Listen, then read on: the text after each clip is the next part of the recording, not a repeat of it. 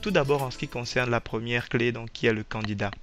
Les quatre questions à se poser, les quatre questions majeures que vous devez vous poser en tant que candidat à la franchise sont les suivantes. Premièrement, quel est mon apport, notamment d'un point financier. En termes, il faut également se poser la question en termes de temps, mais essentiellement d'un point de vue financier, quel est l'apport que vous êtes prêt à investir dans ce projet. Alors, à ce niveau, il y a souvent une confusion qui est faite. Parfois, les gens imaginent que ce qu'ils pourront emprunter à leur banque, ils pourront l'apporter pour leur projet. Ce n'est pas du tout vrai. Ici, en termes d'apport, il s'agit vraiment de voir qu'est-ce que vous avez comme épargne mise de côté sous diverses formes, y compris les assurances vie, les plans d'épargne, etc., etc. Mais il s'agit vraiment ici de l'argent qui vous appartient. Ensuite, deuxième question essentielle à se poser à ce niveau, c'est quelles sont vos forces et vos faiblesses, quelles sont vos envies et vos rêves. Il s'agit précisément ici de se poser les questions, qu'est-ce que je peux faire, qu'est-ce que je veux faire, qu'est-ce que je ne peux pas faire et qu'est-ce que je ne veux pas faire, parce que c'est vraiment ces questions qui vont vous permettre de déterminer le périmètre d'activité dans lequel vous allez pouvoir faire une première sélection de projets pour lesquels vous allez postuler.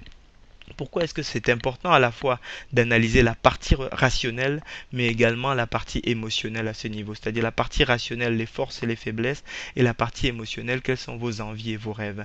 C'est important de définir ces éléments parce que d'un point de vue rationnel, sachez que seulement 5% de la population a des forces et des faiblesses qui sont comparables aux vôtres et donc sont capables de vous concurrencer sur les sujets sur lesquels vous êtes vraiment les meilleurs. Seulement 5% de la population. Et quoi qu'il advienne, même si vous passez par le biais d'un système de franchise, au final, sachez que vous allez opérer sur un marché sur lequel il y aura de la concurrence, sur lequel vous aurez, vos clients auront d'autres alternatives. Et si vous choisissez de déployer votre projet sur un domaine sur lequel vous ne valorisez pas vos forces, vous vous mettez dans une situation de désavantage concurrentiel parce que si vos concurrents sont eux dans un domaine d'activité qui leur permet véritablement de capitaliser sur leurs forces et de minimiser l'impact de leurs faiblesses, eux, ils pourront beaucoup plus facilement vous dominer sur votre marché local. Donc ça c'est un premier élément, un premier élément sur lequel vous devez vraiment faire une introspection personnelle et pouvoir prendre du temps, vous asseoir, prendre une feuille de papier et vraiment traiter pas à pas quelles sont mes forces, quelles sont mes faiblesses, être sincère avec vous-même et ne pas hésiter à mettre à contribution votre environnement à ce niveau. Maintenant sur la dimension émotionnelle, c'est important également d'étudier quelles sont vos envies et vos rêves parce que lorsqu'on choisit de se mettre à son compte, c'est justement aussi parce qu'on souhaite travailler suivant ses propres envies, dans vos propres termes. Si vous envisagez, si vous prenez les risques de l'entrepreneuriat, tant qu'à faire profiter des bénéfices. Et l'un des bénéfices, c'est véritablement de pouvoir réaliser la qualité de vie que vous avez toujours souhaité. C'est véritablement de mener l'activité que vous avez envie de mener, de vous lever le matin en ayant envie d'aller au travail, parce que là, vous n'aurez pas de patron pour vous dire tous les matins, monsieur, levez-vous, mademoiselle, madame, levez-vous, allez au travail, c'est l'heure, etc. Sinon, vous n'aurez pas de salaire, vous n'aurez pas cette espèce de pression derrière vous, et si ça ne correspond pas vraiment, si l'activité que vous allez choisir ne correspond pas à ce que vous souhaitez, vous risquez malheureusement de ne pas vous éclater dans ce que vous faites et donc d'avoir des performances beaucoup moins bonnes. Donc ça c'est donc les questions qu'il faut se poser à ce niveau lorsque vous étudiez vous-même, lorsque vous approfondissez vos propres désirs pour savoir dans quelle direction est-ce que vous devez vous orienter. Ensuite, troisième question que vous devez vous poser à ce niveau, c'est dans quelle zone géographique est-ce que je souhaite m'installer. Ici, c'est important de définir ce point parce que souvent, vous allez pouvoir être Si vous avez de la mobilité géographique, c'est très intéressant, mais il faut également prendre en compte notamment des contraintes familiales ou même des contraintes relationnelles qui peuvent vous attacher à un endroit.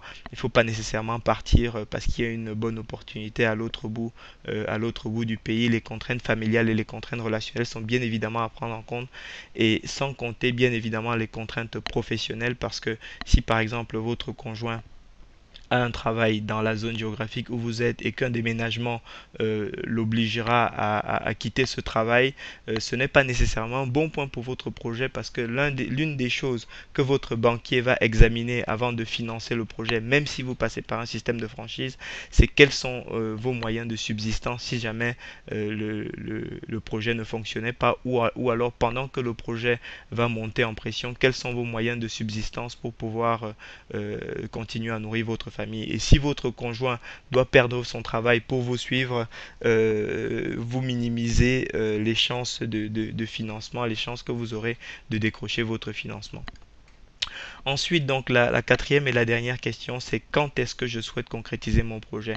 Cette question est très, très, très importante lorsque vous décidez réellement de mettre en place votre projet de franchise, parce que beaucoup de candidats franchisés ont une espèce de rêve pieux de se mettre à leur compte, et ils passent tout le temps à regarder les franchises, à postuler à gauche, à droite, à avoir des entretiens, à se déplacer pour voir des points de vente, et finalement ne se décident jamais. Et pendant ce temps, c'est pendant que vous ne vous êtes pas lancé à votre compte, entre guillemets, vous n'êtes pas en affaires. Et si vous n'êtes pas en affaires, vous ne faites pas de chiffre d'affaires. Et donc, entre guillemets, vous mettez le stress qu'on se met habituellement pour se lancer en affaires, mais vous ne bénéficiez pas des fruits. Donc, fixez une date. Ma recommandation ici est que vous fixiez une date à partir du moment où vous vous sentez mûr, vous vous sentez prêt. Vous fixez une date à laquelle vous souhaitez voir votre projet se concrétiser, et là à partir de ce moment-là vous commencez à mettre les choses en place et à mener des actions concrètes pour avancer dans le processus.